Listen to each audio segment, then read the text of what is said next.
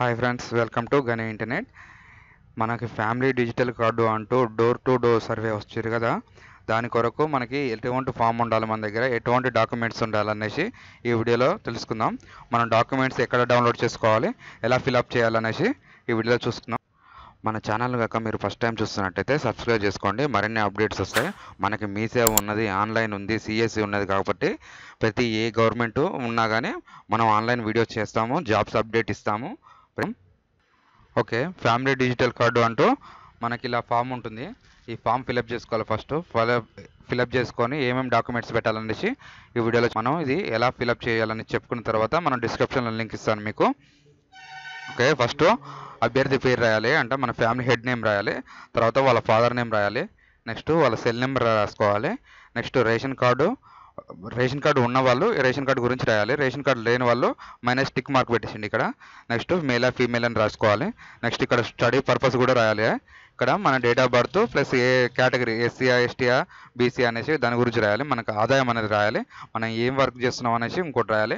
Next ఇక్కడ వచ్చేసి మనకి గ్రూప్ ఫోటో పెట్టాలి. మామూలుగా పాస్ ఫోటో కాదు. మన ఫ్యామిలీలో మొత్తం ఎంతమంది ఉంటున్నాం, 4 మెంబర్స్ ఉంటారు అనుకో, 4 మెంబర్స్ కలిపి ఒక చిన్న పాస్పోర్ట్ సైజ్ తీసేసి దానికి ఒకటి స్టాంపింగ్ చేసుకోవాలి. నెక్స్ట్ ఇక్కడ జిల్లా నేము, మండలం ఇవన్నీ మనం ఫిలప్ చేసుకోవాలి. ఈ కుటుంబ సంఖ్య ఉందిగా, మనం ఇంట్లో ఎంతమంది ఉన్నారో అంతమంది పేర్లు రాసుకొని ప్లస్ వాళ్ళ ఆధార్ నెంబర్ కూడా పక్కన మెన్షన్ చేయాలి. Date of birth, Aadhaar number, names అనేది స్పెల్లింగ్ మిస్టేక్ లేకుండా రాయండి. లేకపోతే మనకి వచ్చే నెక్స్ట్ రేషన్ కార్డు కానీ వేరే ఇతర మనకు వచ్చే స్కీమ్స్కి నేమ్స్ తప్పు పడుతుంది. కాబట్టి మనం ఇవనేసి మనం క్లారిటీగా రాసుకోవాలి. ఆధార్ నెంబర్ కూడా క్లియర్గా రాసుకోవాలి. ఆధార్ నెంబర్ కూడా నెంబర్ తప్పు ఉన్నా కానీ మనకి ఇది యాక్సెప్ట్ కాదు, ఎలిజిబిలిటీ కాదు. కాబట్టి ఇవన్నీ చూసుకోండి. ఇలాంటి చిన్న చిన్న తప్పుల వల్లనే మనకు కొన్ని అప్లికేషన్స్ రిజెక్ట్ అవుతాయి. నెక్స్ట్ ఇక్కడ వచ్చేసి నెక్స్ట్ పేజ్ ఇది. నెక్స్ట్ పేజ్ ఇక్కడ మనకి చిరునామా, ఇక్కడ ఇంటి నెంబర్తో సహా మనం గ్రామం, ఇవన్నీ వార్డు నెంబర్ కూడా రాయాలి. మనకి ఇందులో వార్డు నెంబర్ రాసుకోవాలి. మనకి దేని గురించి అనేది దాని గురించి పథకం గురించి ఇక్కడ రాయాలి. ఇక్కడ మహాలక్ష్మి పథకం అని ఉందిగా, ఇది టిక్ మార్క్ చేసుకోండి. ఇంతవరకు ఎవరికి శాంక్షన్ కాలేదు కాబట్టి ఇది కూడా స్కీము ఇంకా మనకి ఎలిజిబిలిటీ రాలేదు. ఇది ముందరైతే మనం టిక్ మార్క్ చేసుకుంటే మంచిది.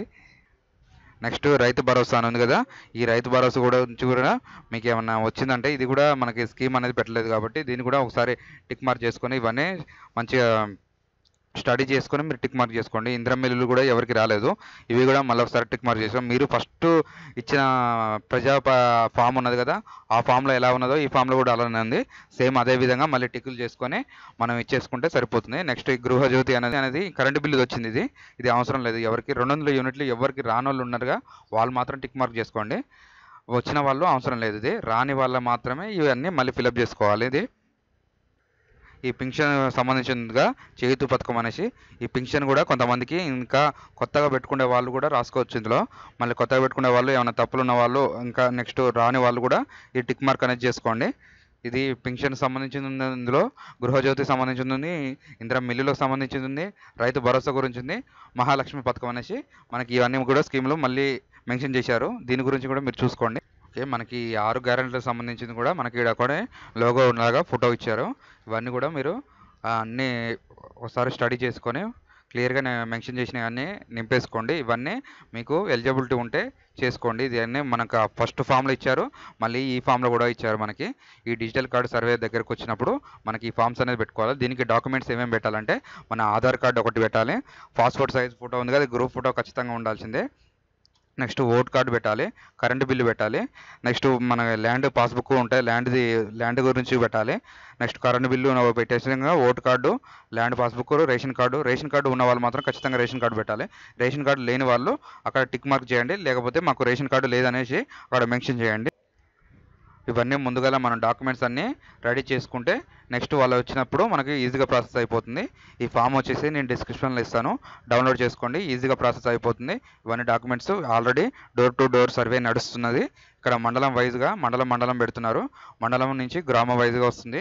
అప్పుడు గ్రామ వైజ్గా వచ్చినప్పుడు మనకు వార్డు ద్వారానో లేదా మనకు ఒక ప్రజాప్రతినిధిగా ఇంతకుముందు పెట్టారుగా, అలాగా స్కూళ్ళను ఎక్కడో కూడా దగ్గర పెట్టేసి ఆ వీక్లో మనకు ఫామ్స్ అనేది తీసుకుంటారు. నెక్స్ట్ అనేది మనకు ఎలిజిబిలిటీ ఉంటే నెక్స్ట్ ప్రాసెస్ స్టార్ట్ అవుతుంది. ఇదండి డిజిటల్ కార్డు సర్వే గురించి, డిజిటల్ కార్డు ఫామ్ గురించి. Thanks for the watch.